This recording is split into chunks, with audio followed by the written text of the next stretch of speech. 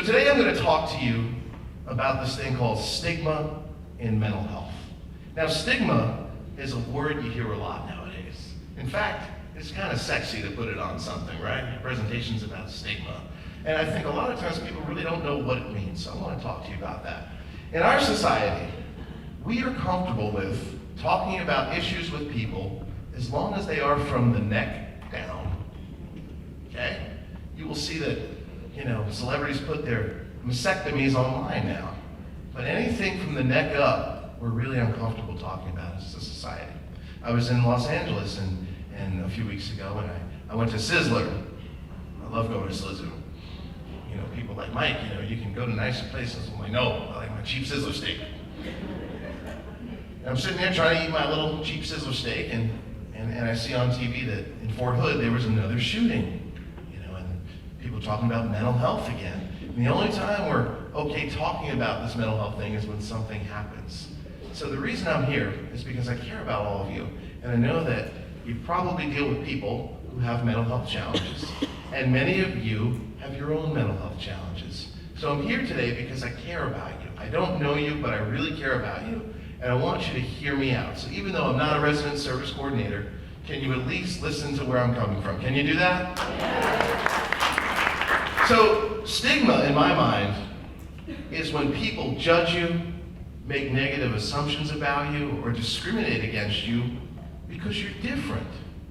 Or it's when you think negative things about yourself, or judge yourself, or discriminate against yourself because you think you're different. And I want to talk to you about transforming this stigma surrounding mental health into a strength. I was on Facebook. I love going on Facebook. And they have these things called infographics. People put up little pictures with words. And I'll never forget the day that I saw this. It was this 4-part picture, like an old cartoon in the newspaper.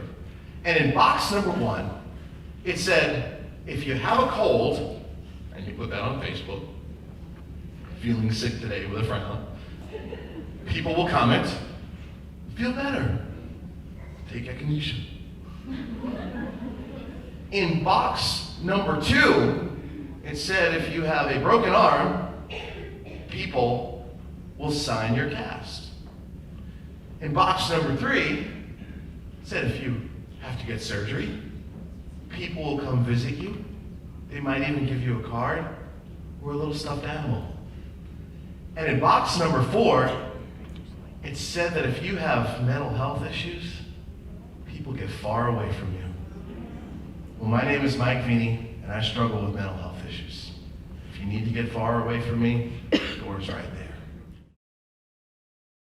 I really enjoyed his presentation. I came to this training today just because Mike was going to be here. He basically essentially changed the tone of the room from let's think seriously about things and worry a little bit to let's feel happy. I mean, a lot of it comes down to, finding that creative outlet to express yourself, work through your issues, get out your anger. Very often, those of us either in the helping profession or so busy doing many things, we don't take time to take care of ourselves. I felt of all of the presenters, he was the most lively, really just full of life, engaging, quick to the point. It was something that I think everyone left feeling very positively about. Let's feel positive and let's treat our mental health challenges as something that is an intrinsic part of ourselves.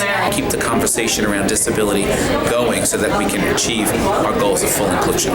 I'm going to start taking better care of myself as a promise to him.